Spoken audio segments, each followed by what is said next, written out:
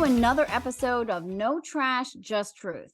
No Trash, Just Truth is a podcast of Proverbs 910 Ministries. We're your hosts, Rose Spiller and Chris Paxson. Welcome back. As part of our ongoing series, Christians Every Christian Should Know, we are honored today to have as our guests Paul and Stephanie Cox, founders of Reftoons. As we're going to hear, Paul and Stephanie are not using the ordinary means of reaching people with God's word and the gospel, but we're going to let them explain that. But before we do, we want to just give a brief introduction.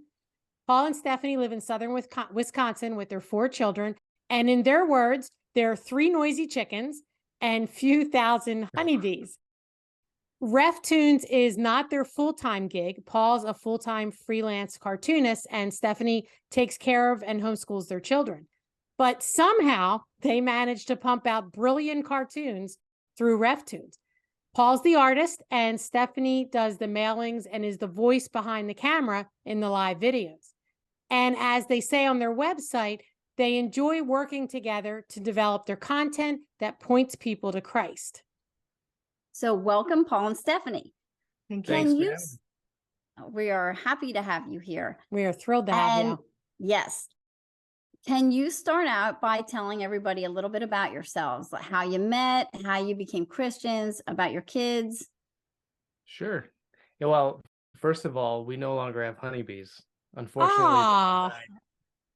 Maybe because we didn't feed those either. We did. But I don't know. It makes me wonder. Reftoons doesn't feed their animals. Oh no, that's bad. I have heard they have a rough time sometimes and they just can't make it. So yes. Our story starts out similarly. We were both raised in the Free Methodist Church pretty much for at least the majority of our younger years. Yeah. Raised Free Methodist, both went to a Free Methodist college in Spring Arbor, Michigan. And that's where we met. I came from Wisconsin. Stephanie's from Michigan. Yeah, we met there in college, got married, and I brought her back to Wisconsin. And let's see, my theology started shifting towards more Reformed theology, probably I graduated in 2006, and we left the Free Methodist Church that we were attending in 2010. So around that time, my theology was starting to shift due to some teachings that were brought into the Free Methodist Church that we were going to, because they didn't really vet any of the materials. So there was at that time, there was some Calvinistic preachers that came in and, well, didn't come in, but they were in through small groups where we were watching these video series. And one of those guys was talking about the sovereignty of God, and I hadn't really heard about that before or really understood it. I may have heard it before, but just didn't understand it. But he gave a very clear presentation about God's sovereignty, and that led me through some of his recommendations in some of his sermons that I listened to when I got home. It led me down this winding rabbit trail towards Reformed theology, and that's what got me interested in the Reformation and just going deeper into theology and learning about church history.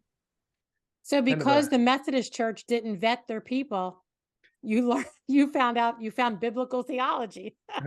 Yes. That's awesome. You never know what God's going to use. It almost seems like a backward story. You're right.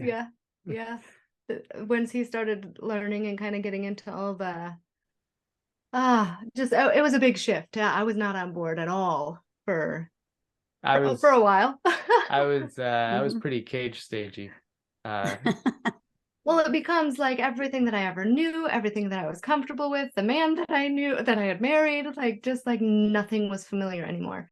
And I couldn't hold on to those things that I wanted to if I were to really read the Bible for what it is and for what it says. I mean, we grew up in topical preaching more so we wouldn't get, I didn't even know the word predestination was in the Bible. I didn't know that all scripture points to Christ. I mean, it was things that I feel like right now, once I kind of started to get on board, he started asking questions. So are you telling me that the Bible isn't true. And of course, well, I mean, I grew up and, well, we have the Bible, of course it's true, like silly thing to ask. But then I really had to start looking into things, which was very kind of frustrating. I would say very frustrating, because Paul would have time to listen to all of these podcasts and all of these things that would help him in his growth. And he would start using words like justification and, like, I mean, things that I'd heard of before, but he had the understanding and I only had like the definition or whatever. At the time, I had been laid off from that job, wasn't able to find work, so I was attempting to break into freelance illustration. Stephanie was working, and during that time, like, I would listen to like 8 hours of just discernment podcasts. It was not healthy. So from that, all I was getting was the negative of, oh, this person's wrong, this person's wrong, this person's wrong, what they're teaching is wrong. I wasn't getting actual teaching, I was just getting discernment stuff. So that was filling up my head, and so Which isn't bad. she would come home from work, and I would just kind of unload everything that I had learned that day that was wrong, and I had no outside teaching for that, because we were kind of in between churches. This was in, I think, 2010, 2011 or so, and we were in between churches, and the church that we were attending was kind of like an oasis for us while we looked for something more solid. And it was very seeker sensitive, and smoke machines, light shows, things like that. And so I wasn't really getting any discipleship or training in what I was learning. I didn't even know what I was learning was like Calvinism or Reformed or anything until like maybe 2 years later, when I was listening to someone and they mentioned those words. I was like, oh, that's what this is? Oh. It's probably better, Who because was it that? has so many negative connotations if you're not Reformed. Right. Yes. Yeah. And so, yeah, I think that was the person that mentioned Calvinism was I think it was James White, and I had found him through the Unbelievable podcast with Justin Brierley, who would like have different Christians from different walks in Christianity debate each other, and James White was one of them, and he was talking about Calvinism. And I had grown up hearing that word but not really knowing what it was. And so I was listening to that one. Yeah. That it's not okay, or or just whatever, like, just, we don't need to go right, because the Free Methodist Church is Wesleyan, and so they would have been against that. Yes. Yeah. Yeah. You were saying they didn't vet and let a Calvinist teach in the Methodist Church. That definitely wouldn't happen today. Yeah. Right. Yeah. So you run Reftoons using comics to preach the truths of God and to make a lot of theological points. So can you tell us what made you come up with using comics to teach God's word? And then how did you come up with the name?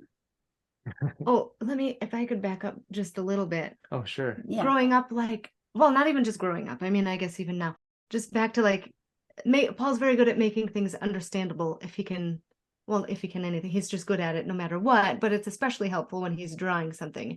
And when we would look for like children's materials, I mean, for our kids growing up, well, I mean, our oldest is 13, so they're not all grown up yet, but we just wanted good quality stuff that we had been learning and we didn't know where to find it. But anyway, so that was part of your thing, I think, as far as like doing understandable things for even our children, even if it is at a what might normally be a higher level of understanding, like taking the Calvin's Institutes, putting that into a graphic novel so that kids can understand it. So like he's very, very good at that. And that was kind of a passion, I think, from the beginning, is it's not just for us.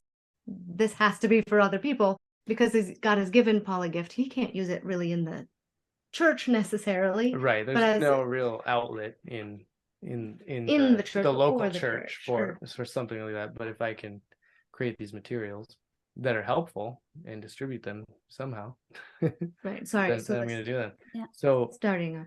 So yeah, Reftoons I started in 2017 is when I really posted the first comic. It was in October 2017, Reformation Month. And so the idea behind Reftoons came when I was learning all this church history, and I wanted to share what I was learning. I didn't want to just keep it inside. I wanted some way to share it.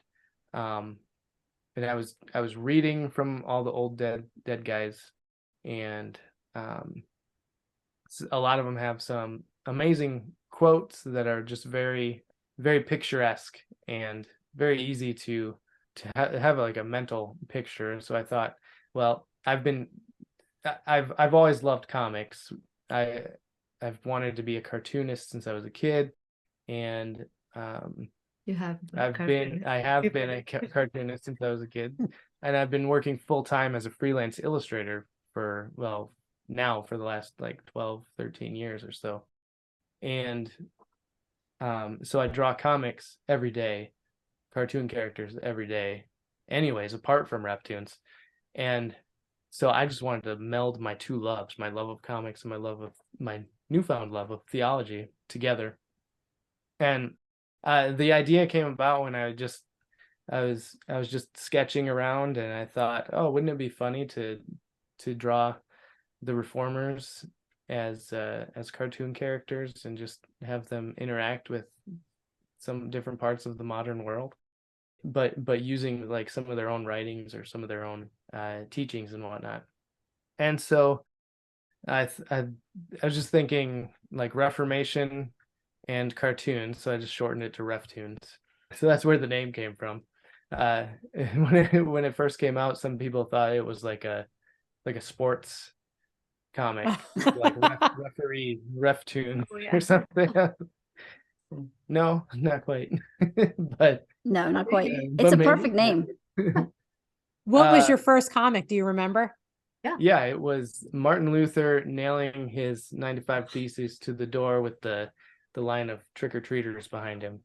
So not That's even with a awesome. quote, really. Yeah, that wasn't really with a quote. But the very next one that I did, I think, was a quote. I think that was the John Owen one. Be killing sin, or sin will be killing you, where he's digging the graves. I've seen that one. Yep. One of my favorite quotes. So. You have a wide range in your comics. You Yeah. use, I've seen scripture, I've seen quotes, I've seen a lot from Augustine, Spurgeon, John Owen, you just mentioned. So I'm guessing there's some of your favorite dead guys. There's some of ours too. Yeah. And I see it with current stuff. So where do you get your ideas? A lot of times it's just what I'm currently reading at the time, What your wife is reading. or what my wife is reading. Yeah, I'll do this. I have a long list of ideas in an idea sheet document. Or you'll get people writing in and saying, hey, can you Right. do this? And then, so sometimes you don't have to, like, or you haven't read every single book from every quote. But No, not every single book. Sometimes I'll look for quotes, and then I'll try to verify them, make sure they're actually from the person who they're quoting. There a lot of the early Reftoons, some of them, like if you look them up, they may not actually be from that person.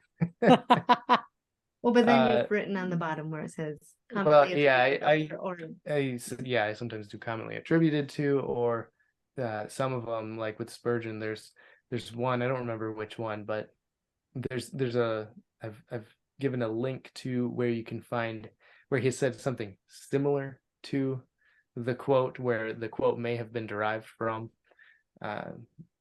things like that. But lately I've been trying to actually verify and only do quotes that I could verify and defend as real. Makes sense.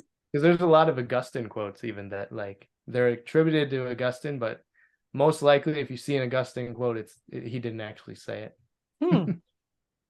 That's interesting. Good to know. Yeah. It's good to know. Yeah. I saw that you did a couple of Vody Baucham comics, and he responded about how much his kids love them. So do you often get that kind of positive feedback from the people that you do that are living, obviously? Let's see. I think Vody's the only one that has no. given me feedback. Oh, No, other than Tom Askell, I did one of him as well, and gave him the original drawing as well while we were at Founders one year. So he enjoyed that. I hope. He said he did. But I can yeah, those imagine are he the only would. two. No, I And can't either. and I try James not to White do was the oh yeah, James White, I gave him one too. I try not to do the guys that are living as much as the old dead guys, just because we don't know how their lives have panned out, and I'd rather just bring back the voices of the past because they have so much good to say that we don't really have their kind of explanations of things nowadays. Everything's Like a they quick they print. tend to go into like great depth on one verse. Yeah, Yes. And that's for sure. we don't get that very Martin Lloyd-Jones was good at Well, that, yeah. but he's not old enough to be in the public domain yet, or right. his works. I Yeah. mean, but Yeah. Yeah, we do the same thing. We try to quote the old dead guys because they're not going off the rails. So, Right. Yeah. on the other side, have you gotten any pushback for any of your cartoons? And Oh. Stephanie, do you ever have final say that you nix a cartoon if you yes, don't? I did. Well, I mean, I can be I'm rather picky.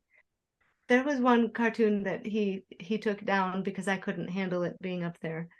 Well, yeah. I don't know if it was the cartoon or the comments No, that you couldn't handle. well, there were actually two, and one could have been hurtful to our church at the time during 2020, so we took that one down. I mean, it was honest, but it might not have been received well, so that was down. Sorry. Yeah. The heretic one. There was one with John Calvin talking about every time one heresy or false teaching pops up or gets smashed down, another one pops up or something. So I had John Calvin playing whack-a-mole with a bunch of I saw it. heretics. Yeah, I think I saw that too. Okay, so the hard thing about that for me was when he showed me, I laughed and I loved it. But then when I got to thinking, and I think it was probably the comments that got me to thinking like, oh, like that is not okay. Like, well, I mean, well, it became not okay for me because what if these heretics turn to Christ? Like, and then, I mean, I think even they would say, yeah, like, I mean, if they're really turning to Christ, then, that's the old me and that is bad or whatever. But I don't know. There was Well, just enough. I think what it pushback. came down to is this just bashing? No pun intended. Bashing for the sake of bashing these guys, or is there any teaching that's going along with this? And there wasn't any Mm. teaching or pointing to Christ. It was just, this is false, let's whack it down. And so that was the reason for removing it. Have you gotten pushback from people on any of your cartoons besides Stephanie? Well, yeah, on that Uh-oh. one there was all kinds of pushback. Anytime I post like G.K. Chesterton or C.S. Lewis, I get people reminding me that those guys were Roman Catholic, and that I shouldn't be posting them. But I like some of their quotes. Yeah, They do have great quotes. So I created a separate page for G.K. Chestertons. No time to keep up with. Yeah, which I've only posted one or two. But yeah, there's that, and usually I didn't realize this when I was getting into Reformed theology, but there's a wide range of views regarding the second commandment and images of Christ, to the point where I had pushback of even like seeing baby Jesus's hand, seeing like little baby hands. Oh my goodness! With nothing else. Wow. As well as saying that if there was a lion or a lamb portrayed in one of my catechism books, that their church would not buy it. Wow, I hadn't No heard lion that. or lamb. That's the first time No, I've heard that. Yeah, I've never heard that. Heard of that either. Wow. So it's kind of, I sometimes feel like I'm walking on eggshells when I'm creating some of these, because I don't necessarily know where one thing is going to hit and where it's going to be okay, because there's such a wide range of views among the Reformed camp. We just interviewed Tom Askell a couple of weeks ago, and he had said, we have to fight the big fights now. We can't be have all this inner fighting over things that don't matter. Mhm. Yeah. Yeah, definitely. I've never heard the lion and the lamb thing though about the second. I've just never heard that. Me either. I would think that would take out a ton of things Yeah. Yeah, that yeah. had Right. good solid material in them. But Mhm. so you have a solid understanding of the correct theology. Have you ever thought of doing something like the Bible Project does? Because I know they have some really big theological issues. As much as people love them, I could never really point someone to them. Have you ever thought about doing anything like that? I wouldn't say I have a solid understanding. Why? I understand Reformed theology enough, I think, to get by, but I'm still learning. As far as doing something like the Bible Project does, they do mostly animation, I believe, and I don't do any animation, Okay. but I think it'd be fun to work with someone to do something like that. Yeah, I didn't know the differences there between the animation and the cartoon, but Well, since you are looking to work with someone, Stephanie, do you incorporate any of the Reftoon stuff in your homeschool curriculum? And you think any of your kids are going to follow in the footsteps? And No, like this is probably so bad. Like I was talking with someone the other day about not having, like our math curriculum does not have pictures in it. And I like that because it lets me focus on, well, me, I don't know how my kids focus on it. They've done fine with it, so I haven't done anything else. But as far as I don't like to have a lot of pictures. Like I don't mind pictures if they're in picture books or like in the things that Paul does, but we haven't really, like this coming year, we haven't hit it yet, but Donovan will be going through in his school the Reformation. And there may be things that I would like bring up and be like, oh, remember this, but like we don't have pictures hanging in our house. We don't really have pictures anywhere but Paul's computer and the internet. Yeah, I think. we're not very decorative people. Still a blank wall, like very blank. There's a hat hanging somewhere, like, Yeah. but not really pictures, which is kind of, I mean, maybe we compliment each other. We don't I have hope. time to decorate. yeah, sounds like you don't have Yeah. time. Do any of the kids enjoy drawing or anything? Oh yeah, Yeah, Bailey does, and Harper, I think. two of the girls. Yeah, we have 3 girls, 1 boy. 2 of the girls enjoy drawing. Donovan absolutely hates drawing. But that'd be one, right? I think he's critical about himself because it, like, nothing that they do is going to, at least right now, it's not going to look like Dad's picture. So I did it Right. wrong or whatever, and that's not, like, that is not art. You don't do it wrong. You do it until you get it how you want it to look. I don't know. Yep. So I think he's just too hard on himself, but Aw. Sure, it's the age. Obviously. it could be. Yeah. Yeah. Yeah. So you recently had a disaster and you lost a lot of your files or most of them. What happened and did you Oh, recover man. from that? So yeah, It's still a little raw, huh? yeah, it was it before or after we went to the Sing? I think it was after we went to the Sing conference, came back and turned on my computer, and it was like the hard drive was acting really funny. It was telling me there was no space. I couldn't save any of my files or anything. So I was working on some drawings, like it wouldn't let me save them.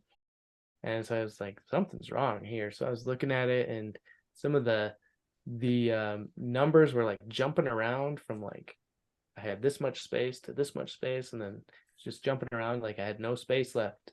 I didn't know what to do with anything. So I started to like transfer everything to my external hard drives just to make room, and I accidentally deleted a Dropbox folder that was apparently connected to my documents folder and my desktop folder.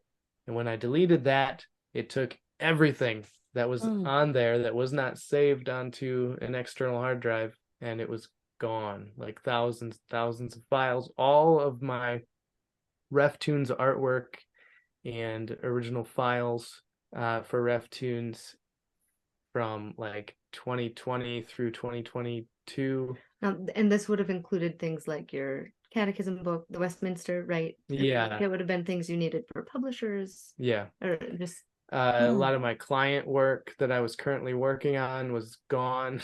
Hmm. and Oh. all those original files, just because I deleted a Dropbox folder that I didn't think I needed. And so Oh my. I took my computer into this place up in Madison, Wisconsin, and they were able to find some things, but we couldn't really tell if those files were the files I needed. And a lot of them were the files were turned into like JPEGs. So like that wasn't helpful for me because I needed all the layers. So I got the computer back, ended up not having to pay anything because I told them Because I couldn't. forget it. Mhm. Then someone had told me about this program called Disk Drill, which I had tried earlier, but my computer wasn't letting me. It wouldn't even turn on. It wouldn't even let would me it? down. Yeah. No, it wouldn't let me download anything or install any new programs. But when they gave it back to me, then it was acting normal, and I could install that program. Ended up finding like most of my files, the files that I needed for like the large scale artwork for making prints and things like that. So thankfully, most of that stuff was found. Some of the stuff, like I was working on a comic strip series called Herman Newt, Exploring Theology. All those layered files were gone, so I don't have those anymore. So I have to start from scratch on that one, which probably won't happen for a while. We're still in recovery mode. Yeah. Wow. I'm still finding files that I have this big old folder of files that I have to sort through still. Wow. Yeah, that had to be sickening and heart-wrenching. I just can't even imagine. Oh yeah. So Like I felt my heart sink the moment I realized what happened. I was like, oh. Well, I saw your post. It was something like, I may have lost my files. Please pray. Something like that. Yeah. There might have been a couple of those. All right. So this is what a panic attack feels like. definitely. Well, I didn't know till recently that you have a blog, and it's pretty amazing. Thank you. Yeah, I just recently started that. And the blog I use to kind of break down my comics and tell people kind of what I was thinking while I was drawing each one, why I drew something a certain way, and maybe sometimes how I could have probably done it better. Yeah, I saw one on, you did one on called Two Voices. Oh, yep. That was great. Thank you. So I've been going back into a lot of my old comics and just kind of explaining the process, and some context behind the quote and whatnot, and just doing all that before I forget, before it becomes so long between the time I created them and now. What was I thinking? Why did I draw it this way? So while I can still remember why I drew them that way, I'm trying to document them all. Yeah, it's great for anybody that hasn't checked it out. They should check it out because you have additional scripture references and other things on there. So definitely check it out if you haven't. Walk us through a little bit about how a comic comes into being from beginning to end. Like you're just reading something and then you get the picture in your head? Sometimes I'm reading something and it'll be something that I want to put out there, but I don't have a picture for it yet. And so that takes a lot more work, a lot more brainstorming. So I usually start out with just a really rough sketch or little thumbnail sketches that really nobody but me can understand what they what they are. And so I'll do these thumbnail sketches. I'll come to a composition or an idea that I like, and then I'll blow it up into a bigger rough sketch. And then from there, once I get it to just kind of the layout that I want, I will go over it in a cleaner pencil sketch, and then put the inks over top of that, and then add in all the color. So how long does it take you usually, the whole process? Oh, that really depends on the on the comic. Well, and what you have going on. Well, yeah, and what I have going on. There's one comic I'm working on right now on my iPad, and I get maybe like five lines in a day. Just because I just kind of pick it up as I have time. So my freelance work comes first, and then Reftoons is just kind of a side thing. So depending on the comic, it can take anywhere from like 2 to 10 hours or 12 or Wow. more. That's a lot. Depending on the level of detail. Yeah. So like the Compressed. Psalm 1, Yeah. the Psalm 1 comic, I think that was about 12 hours. Mm. Just because there's so much in there and so much different color and lighting techniques and things like that in the color.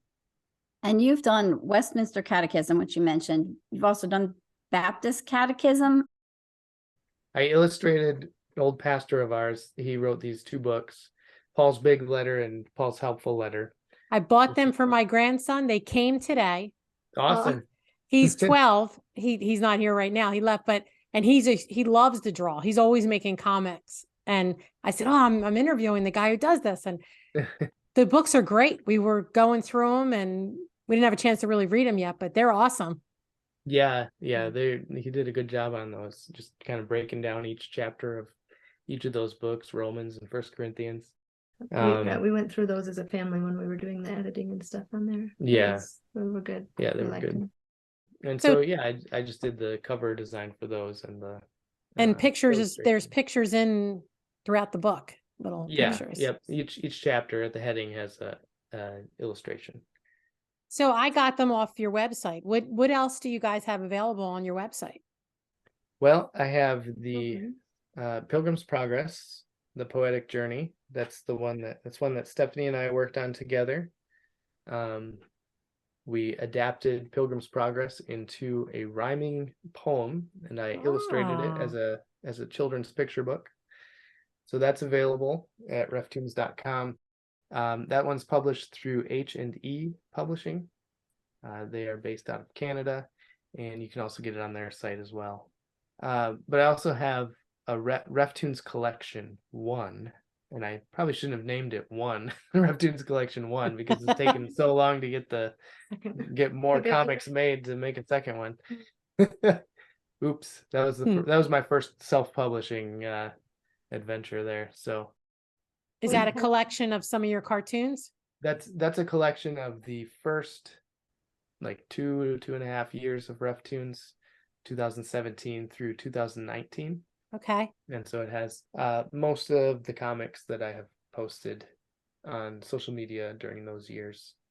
Mhm. That's great. That's a great idea. 2 years worth of work in one book. That's awesome. And I think we got an email about t-shirts or something. Yes, Oh, we're doing yeah. t-shirts now. We had t-shirts for a while through a print-on-demand company, but we didn't like working with them or how the shirts were coming out. So now we're working with the Reformed Sage, which is another page on Facebook, Instagram. They're a small family business, and we've gotten to know them through doing conferences, having booths at conferences and stuff. And so they're printing our t-shirts for us. And so it's kind of a weird process that we have going on. We're gathering the orders, and then we're only making 2 orders per month to them for the t-shirts. So we're kind of like gathering all the orders that come in the first part of the month, and then we're making one bulk order with them for t-shirts. And then once we get those back, we'll ship them out to all the people that ordered. And so if you order a t-shirt from our site, it's going to take a while to get it. Yes. Well, and there were some hang-ups on the most recent one Yeah. that we did with the shirts not coming in before they even got printed. Some of the shirts were damaged, and then some of the prints didn't work right. And Right. whatever. Because this is the new process for them too, so it's kind of just working out the kinks and hoping goes okay. Or, Yeah. hoping it works out. So learning process. Yeah. So you guys quote so many giants of the faith, and this might be hard to answer because of that, but in keeping with our series, who are some of the Christians, dead or alive, that every Christian should know about, in your opinion? Charles Spurgeon. Martin Lloyd Jones. That's easy. R.C. Good ones. R.C. Sproul. Martin Lloyd Jones was Tom Askell's first answer too. Was Oh, it? is it? Yeah. Yeah. He said Spurgeon too, but Yeah. It's hard Yeah, to pick, but Those two are great to read, and I like listening to Martin Lloyd-Jones and some of his old sermons. We But have his Romans yeah, series, which is pretty lengthy. I've only made it through book 1 and it's taken me a really long time. But every time I open it up, it's just like, oh, so good. And then I have to go back because I set it down for probably too long. So I'm reviewing Yeah. what I didn't remember, which is usually a lot, but I have an audio series of sermons from Martin Lloyd-Jones that I haven't even listened to yet, but yeah, I'm looking forward to getting in time to listen to them. yeah, audio Yeah. would Great probably be teaching. easier. Yeah. yeah, We will be sure to put everything on the show notes, your website and some of your social media links. I see Instagram and Facebook all the time. I don't know if you regularly post on anything else. yeah. I'm regularly on Facebook, Instagram, and Twitter mostly. And then I am occasionally posting on like those alternative platforms as well. Okay. So Great. what's in the future for Reftoons? Anything new going on or? Yeah. How new? Well, I recently signed a contract with P&R Publishing Ah, to do, so they're actually taking over, so there's 2 contracts with them. They're taking over the Westminster Illustrated Catechism. They're re-releasing it in modern English through their company. And then I'm also working with them and an author to illustrate a graphic novel version of John Calvin's Institutes in 4 volumes. wow. that sounds awesome. And Yeah, you really have to pare that down to get it in 4 volumes. yeah, yep. Well, I'm just finishing with the first chapter, getting it all inked up and everything. And there's 18 chapters in the first volume, and I don't know how many are in the other ones. So we're the author I'm working with, Martin Williams. He's a professor in Australia at a Reformed college. I think it's Reformed Theological College is what it's called. And he is doing a great job of just kind of paring it down into a comic book script for me to work from. And that's been really fun because I've always wanted to make a graphic novel, and You get to do I get to do one with John Calvin. Yeah. And then the Baptist Catechism right here. We sold out on our website, and didn't know if we wanted to do a second run on our own because it was self-published. And that was a lot of work, and we would have had to do a lot of pre-orders in order to get the money to be able to get another printed version. So Founders Ministries is actually taking that over, and Wonderful. they are going to be printing a second edition of that. Which will look different. It'll cover and look stuff. different. It's We're gonna gonna look try really and brand it to be similar to their Truth and Grace books, if you know what those are. Mm-hmm. And so Wow, a lot of exciting stuff going on. yeah. Mhm. Yeah, I can't wait. Well, I look forward to that Calvin series. I definitely have to pick up that. That's awesome. Yeah, that'll be Yeah, a while in the making, but hopefully it'll be worth it. I think it probably will be. I can't wait to see it. Me too. Yeah, me too. Yeah, I bet. Like I said, we'll make sure we have all the links to your social media and your website, and that's where you can pick up the merchandise in the show notes. And Paul and Stephanie, we just thank you so much for being with us. Thank you for taking the time. Yeah. I'm sure everybody's going to like hearing the voices and seeing the faces behind all those great cartoons. And Thank some you. of them, Yes. some of them make me laugh, and some of them make me think pretty deeply. And some of them make you mad. I haven't seen any that made me mad. No. Even the whack-a-mole one, it wouldn't have made me mad. Yeah. No. No, I love it. And we just love the work you guys do. And we just want to thank you again for coming on the show. Yeah, Thank you. that's why we thought you were definitely Christians that every Christian should know. Thank you. Have a blessed day, everyone.